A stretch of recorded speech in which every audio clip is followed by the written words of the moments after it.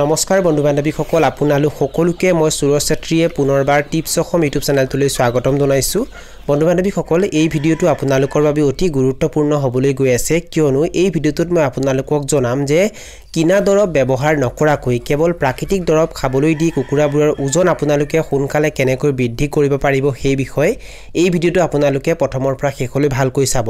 আৰু যদি আপোনালোকে এই চেনেলটোত প্ৰথমবাৰ আহিছে তেনেহলে চেনেলটো সাবস্ক্ৰাইব কৰি ওচৰতে থকা বেল ঘণ্টিটো প্ৰেছ কৰি দিব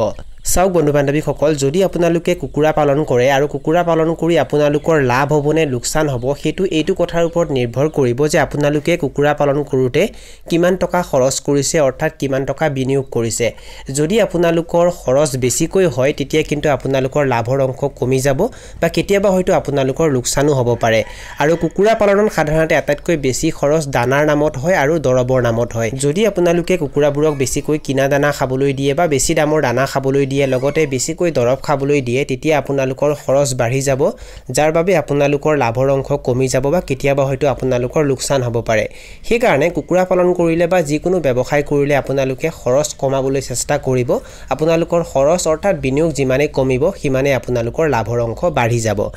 যদি আপোনালোকে কুকুৰা পালন কৰি কুকুৰাবোৰৰ ওজন সোনকালে বৃদ্ধি কৰিব বিচাৰিছে তেনেহলে এক নম্বৰতে কুকুৰাবোৰক আপোনালোকে যিমান পাৰে পানী খাবলৈ দিয়ক বহুতে হয়তো এটা কথা নাজানে কুকুৰাবোৰে যিমানেই বেছি পানী খায় সিমানেই কুকুৰাবোৰৰ কাৰণে ভাল কুকুৰাবোৰৰ খাদ্য হজম কৰাটো সহায় কৰে লগতে পানী বেছিকৈ খালে কুকুৰাবোৰৰ মাজত ডিহাইড্ৰেচনৰ সমস্যা দেখিবলৈ পোৱা নাযায় কুকুৰাবোৰ সুস্থ থাকে লগতে কুকুৰাৰ ওজনো সোনকালে বৃদ্ধি হয় সেই কাৰণে কুকুৰাবোৰক আপোনালোকে যিমান পাৰে পানী খাবলৈ দিয়ক পানী দিবলৈ আপোনালোকে একেবাৰে কিৰপণালী নকৰিব বা এলা নকৰিব যদি আপোনালোকে কুকুৰাৰ ওজন সোনকালে বৃদ্ধি কৰিব বিচাৰিছে তেনেহলে দ্বিতীয়তে কুকুৰাবোৰক আপোনালোকে অমিতাৰ পাত খাবলৈ দিব লাগিব বন্ধু বান্ধৱীসকল অমিতাৰ পাত কুকুৰাৰ কাৰণে অত্যন্ত উপকাৰী কিয়নো অমিতাৰ পাতত vitamin A vitamin C vitamin E থাকে লগতে অমিতাৰ পাতত ক্যালসিয়াম ম্যাগনেসিয়াম আৰু পটাছিয়াম থাকে যিবোৰ কুকুৰাৰ কাৰণে অত্যন্ত উপকাৰী যদি আপোনালোকে অমিতাৰ পাত কুকুৰাবোৰক মাজে মাজে খাবলৈ দিয়ে তেতিয়া কুকুৰাৰ ওজনো সোনকালে বৃদ্ধি হয় লগতে কুকুৰাৰ খাদ্য হজম কৰাটো সহায় কৰে কুকুৰাৰ পাচন ভালে থাকে মানে কুকুৰাৰ ডাইজেশন সিস্টেম ভালে থাকে যাৰ বাবে কুকুৰাবোৰে ভালকৈ দানা খায় আৰু ভালকৈ যদি কুকুৰাবোৰে দানা খায় সিহঁতবোৰ যদি সুস্থ থাকে তেতিয়া কুকুৰাৰ ওজন সোনকালে বৃদ্ধি হয় অমিতাৰ পাত আপোনালোকে দুই ধৰণে কুকুৰাবোৰক খাবলৈ দিব পাৰে এক নম্বৰতে অমিতাৰ পাত আপোনালোকে চেঙি আনি ভালকৈ ধুই ল'ব কিয়নো অমিতাৰ পাতত বিভিন্ন লেতেৰা লাগি থাকে সেই কাৰণে আপোনালোকে অমিতাৰ পাত ভালকৈ ধুই ল'ব ধুই লোৱাৰ পাছত অমিতাৰ পাত আপোনালোকে ভালকৈ খুন্দিব আৰু খুন্দি ৰস উলিয়াব আৰু সেই ৰস আপোনালোকে চেকনিৰ সহায়েৰে চেকি ল'ব 1 লিটাৰ পানীৰ হিচাপত আপোনালোকে 5 ml অমিতাৰ পাতৰ ৰস ল'ব আৰু সেইটো পানীত ভালকৈ মিহলি কৰি কুকুৰাবোৰক খাবলৈ দিব যদি আপোনালোকৰ লগত কুকুৰাৰ সংখ্যা বেছিকৈ থাকে তেতিয়া আপোনালোকে পানীও বেছিকৈ ল'ব লাগিব লগতে অমিতা পাতৰ ৰসও বেছিকৈ ল'ব লাগিব কিন্তু আপোনালোকে হিচাপটো মনত ৰাখিব 1 লিটাৰ পানীৰ হিচাপত 5 ml অমিতা পাতৰ ৰস আৰু এটো আপোনালোকে সপ্তাহত 2 দিন বা 3 দিন দিনত এবাৰ কুকুৰাবোৰক পানীত মিহলি কৰি খাবলৈ দিব দ্বিতীয়তে অমিতা পাতৰ পাউডাৰো কুকুৰাবোৰক আপোনালোকে খাবলৈ দিব পাৰে আৰু ইয়াৰ বাবে আপোনালোকে অমিতাৰ পাত চিঙি আনি পানীত ভালকৈ ধুই ল'ব তাৰ পাছত অমিতাৰ পাত ৰ'দত ভালকৈ শুকুৱাব আৰু শুকুৱাৰ পাছত আপোনালোকে সেই অমিতাৰ পাত ভালকৈ খুন্দিব যদি আপোনালোকৰ ঘৰত মিক্সাৰ মেচিন আছে তেনেহলে অমিতাৰ পাত তাতে ভালকৈ খুন্দিব নাইবা কিছুমানে ঢেকিটো খুন্দে আৰু খুন্দি আপোনালোকে হেতু পাউডাৰ বনাব আৰু পাউডাৰ বনোৱাৰ পাছত আপোনালোকে এটা বয়ামত সেই পাউডাৰখিনি সংৰক্ষণ কৰি ৰাখিব ভৰাই ৰাখিব আৰু যেতিয়াই প্ৰয়োজন হয় বা যেতিয়া কুকুৰাবোৰক অমিতা পাতৰ পাউডাৰ দিবৰ সময় হ'ব তেতিয়া আপোনালোকে তাৰ পৰা উলিয়াই অমিতাৰ পাতৰ পাউডাৰ কুকুৰাবোৰক খাবলৈ দিব অমিতা পাতৰ পাউডাৰ কেনেকৈ খাবলৈ দিব লাগে সেই বিষয়ে এতিয়া মই আপোনালোকক জনাম আপোনালোকে 10 কেজি দানা হিচাপত 200 গ্ৰাম অমিতা পাতৰ পাউডাৰ ল'ব আৰু সেইটো ভালকৈ মিহলি কৰি কুকুৰাবোৰক খাবলৈ দিব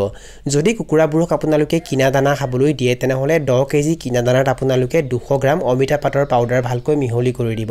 নাইবা যদি আপোনালোকে কুকুৰাবোৰক ঘৰুৱা খাদ্য খাবলৈ দিয়ে বা ঘৰুৱা দানা খাবলৈ দিয়ে তেনেহলে আপোনালোকে 10 কেজি দানাৰ হিচাপত 200 গ্ৰাম অমিতা পাতৰ পাউডাৰ ভালকৈ মিহলি কৰি দিব আৰু কুকুৰাবোৰক খাবলৈ দিব আৰু এটো আপোনালোকে সপ্তাহত 2 দিন বা 3 দিন কুকুৰাবোৰক খাবলৈ দিব পাৰে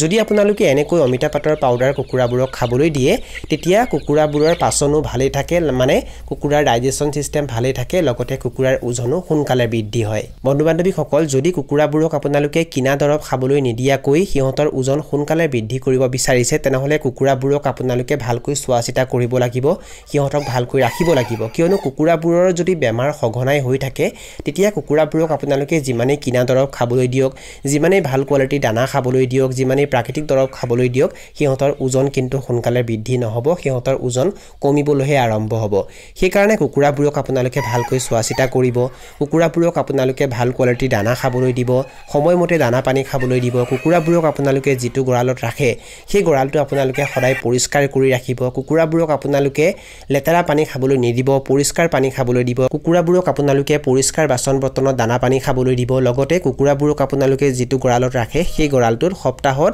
2 দিন বা 3 দিন বীজাণুনাশক ভালকৈ স্প্ৰে কৰিব হৰচলিন বা B904 এনেকৈ যদি কুকুৰাবোৰক আপোনালোকে চোৱাচিতা কৰে তেতিয়া কুকুৰাবোৰ সুস্থ থাকিব লগতে সিহঁতৰ ওজনো বৃদ্ধি হ'ব আৰু এইখিনি আছিল কিছু তথ্য আপোনালোকক জনালো আৰু যদি আপোনালোকে ভিডিওটো চাই ভাল পালে আৰু ভিডিওটোৰ জৰিয়তে কিবা শিকিব পাৰিছো বুলি ভাবে তেনেহলে অনুগ্ৰহ কৰি ভিডিওটো লাইক কৰি দিব আৰু যিমান পাৰে ভিডিওটো নিজৰ বন্ধুবৰ্গৰ মাজত আৰু পৰিয়ালবৰ্গৰ মাজত শ্বেয়াৰ কৰি দিব